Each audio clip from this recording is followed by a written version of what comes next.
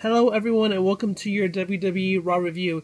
My colleague at this time reviewing this WWE Raw for July 27, 2015 is my brother. The Authority kicks off the show. They run down the entire program of what's going to happen on Raw, and they also mention that SummerSlam is going to be 4 hours long. Seth Rollins has this moment to talk, and he talks about how he's such a great champion and how he survived Brock Lesnar, he survived Roman Reigns, and then Cena comes down and he talks down to Seth Rollins, pretty much reducing his character and just making him seem like he's completely worthless. Later on in this promo segment, it seemed to last a long time, Triple H says for the first time ever on Raw, we're going to have the U.S. Open Challenge with Seth Rollins challenging John Cena, and it'll happen later on at Raw. So, what'd you think of that segment, Dan? I think it's just more of the same. Just, they're pretty much having Cena just walk all over everybody. There has to be a time where he has to be really challenged. I mean, where he has to, really get his butt kicked and, make it, he has to be in some sort of peril in order to make things interesting. And just because you have to put someone over eventually. Yeah, I don't know if that's going to happen, though. But, okay, the first match on Raw is Dean versus Big Show with Miz on commentary. The Miz is entertaining on commentary, but there's nothing really special about this match. I'm very happy Dean has some time on Raw, but it's not really a good match because, Big Show is maybe towards the end of his career. I don't know. I'm just not a big fan of the Big Show. He was great when he was younger, but people get older, and, once you get older, you shouldn't have to, not wrestle as much, but I guess, stay more in better shape. I'm not sure.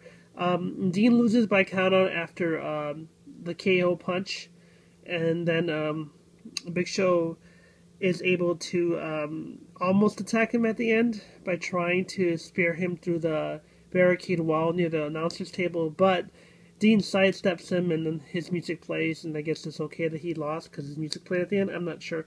What do you think of the Dean Ambrose, the way his treatment is? It's terrible.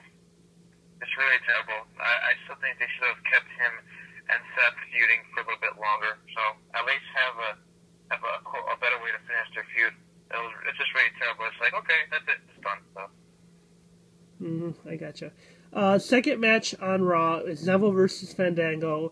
I don't know why they decided to make Fandango a face if they were going to have him face another face, I guess. Neville wins. Nothing special. Stardust cuts his promo on the big screen. Stardust is great. He's in another role when he cuts his promo. Awesome character. I personally think that when he faces Stephen Amell at SummerSlam, it'll be interesting. It'll be good. And, I'll give Cody Rhodes a lot of credit for being really into that character and, just giving it credit where credit's due. What do you think of Stardust and Stephen Amell probably more than likely coming up at SummerSlam?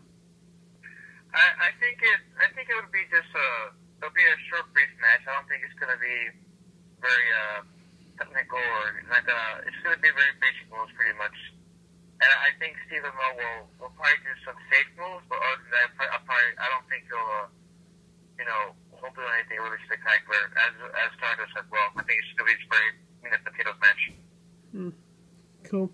The next segment we have is Paige, Charlotte, and Becky Lynch talking backstage, and then Team Bad, which consists of Sasha Banks, Naomi, and Tamina, and they're just bickering back and forth saying, I'm better than you, or it's really stupid, but it's nice to have the Divas have a segment, but I prefer them to have a wrestling segment. But again, I need to understand that this is sports entertainment, not actual wrestling, except if you watched NXT. The third match we have is Sasha versus Paige. Fantastic match. Sasha wins with the back statement. Paige taps out. And it's interesting, to let them have the segment and to have Paige lose so frequently. I guess they don't care about Paige anymore, because I thought they did, but I guess they don't. What did you think of Paige losing? Yeah, they have to admit, they have to mix it up a little bit. They have to have her win, at least just to keep it interesting. So, and just to keep the momentum going, because you can't have it one-sided, especially if they're trying to build it up the Divas division. Yeah. The next segment they have is Renee and Seth talking backstage. Seth talks about how great he is. Renee kind of like cuts him down a little bit and, says, well, she doesn't say anything specifically to cut him down, but she makes it seem like he's not that great. But we have to understand right now that Seth's going to go through the Cena cycle, in which Cena will take whatever momentum you have and just take it away, because Cena is still, in Vince's eyes, the number one guy, and he's the only guy. He's the only option available for you to like. If you're at a grocery store and you're looking for ice cream, and I said this before and I'll say it again, John Cena is vanilla. He's the vanilla flavor. And there's all other flavors, but vanilla flavor is the only one you can buy. And say, well, I want to try strawberry. I want to try chocolate. I want to try sorbet. Nope. John Cena. That's the John Cena flavor. That's it. That's what you're stuck with. So, after the commercial break, we have Rusev and Summer Rae in the ring. Very stupid. Very dumb. Rusev talks about giving Summer Rae a dog. The dog's name is Dog Ziggler. And the dog was terrified. Like the dog they had in the ring. And then he gives her a fish. He says the fish is cold like Lana, so we're going to call the fish Lana. Lana comes out and, tells him to shut up, and then she literally kicks Summer Rae in the butt, and it was just terrible. I don't know, what'd you think of that segment? I have to admit, it's really bad. They could go about it better. And I think they should really ramp up the Lana versus Summer Rae. They had to do it better. So. Oh, you mean they should actually have a match? Yeah. Oh. They should at least have a cat fight like in ECW back in the day. They should. Maybe. Just make it really get interesting. So I would like that. Fourth match is Lucha Dragons versus Matadores. Primetime Players is on commentary. Kalisto picks up the win after a brief distraction by the New Day. Match was okay, nothing spectacular. The Primetime Players on commentary is pretty boring. I don't care. And on top of that, I don't like the commentators talking over each other and they're just bickering back and forth and say, what's your catchphrase? No, what's your catchphrase? It gets to the point where it's really nauseating just to hear them talk because they're not talking about the match. So, I don't know. What do you think of the commentary? It's just pretty lame. I mean, because if that's nothing, you're gonna have to say the men's tag team division is pretty boring as it is. So you shouldn't be doing that. You have to at least put up the match just to get it, just to gather interest into the action in the ring. I know you gotta, focus on building up the characters and the feud, but you have to at least focus on the action too. So. Yeah, I agree with you. Next segment we have Bray Wyatt cuts a promo and Luke Harper cuts one too. They talk about Bray talks about having a lost pet, and then how the pet was loyal, and the pet ends up being Luke Harper, and how I guess Luke Harper's loyal to him, and how they also mentioned Bray mentions how Roman doesn't care for Dean, and I guess the character might not care for Dean. I don't even think the athlete does, in my opinion, because Roman isn't over as a face like they want him to be. So in all likelihood, I don't care of what Roman Reigns does anymore. They messed up the way they should have built him up, and they could have already had their replacement for John Cena, and we wouldn't be having to see John Cena, possibly in the SummerSlam main event. But I don't know. I don't care for the whole Bray Wyatt Roman Reigns thing, because they're not going to make Bray Wyatt look strong. Roman Reigns is like this invincible thing that they're building up for godforsaken reason, but whatever. Right. The fifth match is the Divas Tag Team match with Charlotte and Becky Lynch versus Nikki Bella and Alicia Fox. The Becky Lynch wins after she makes Alicia Fox tap out with the disarmor, her submission move. It's really nice to see the Divas wrestle, and it's good to see them pick up a win, and it's good to see them featured later on in the card of the program. But I also don't think they would have been featured as much if the IC champion wasn't injured. So that's just a thought. That's interesting thought. The sixth match is Randy Orton versus Kevin Owens. Sheamus is on commentary.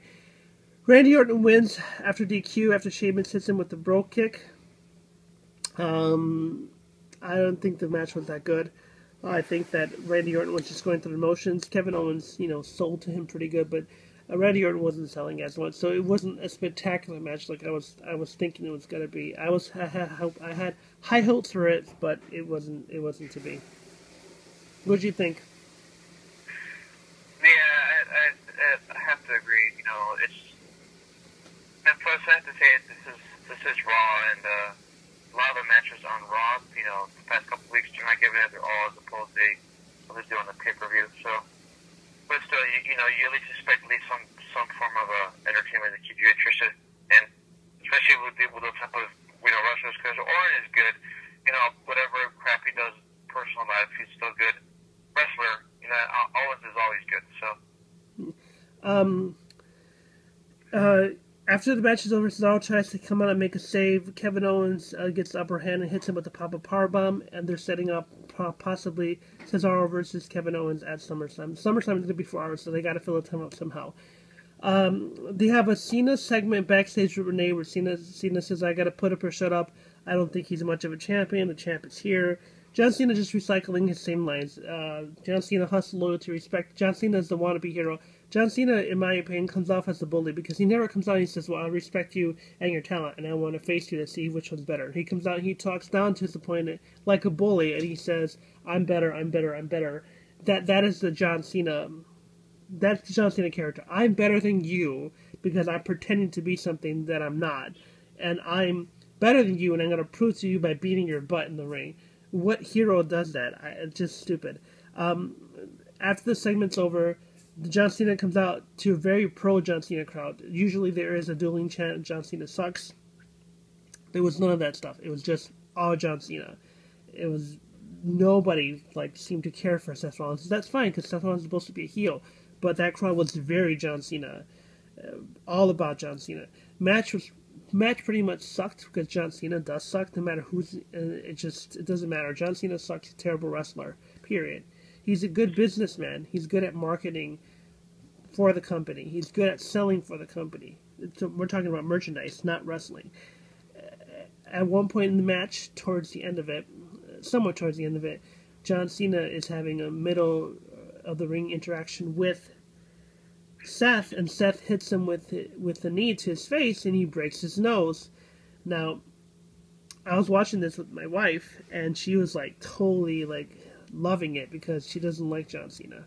I personally hope that if he needs time to recover, he can use that time to recover, and he shouldn't be rushed back in the ring if the WWE actually claims to care about the wellness of their employees. Cena wins the match after Rollins misses the top rope Phoenix Splash. Cena wins by submission, making Seth Rollins looks really cheap. Anyway, your last thoughts now, so we can conclude. Yeah, they have to stop having these matches won by submission. Especially if you want to build up your heel, you can't do that. I have to say it made sense when Owens and Cena was with it because I kind of figured it would be over, so it kind of made sense. But you can't do this because the feud between Seth and Cena is not over, so there's no point of having it end that way.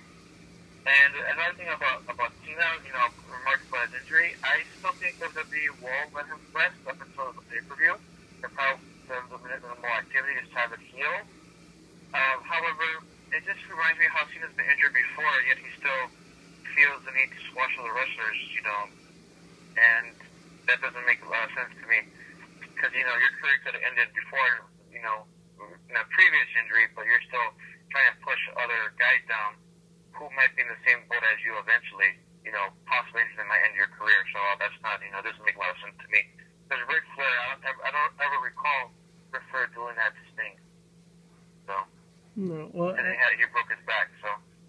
Yeah, and the thing with John Cena, and we should do a separate video about our John Cena debate, you and me.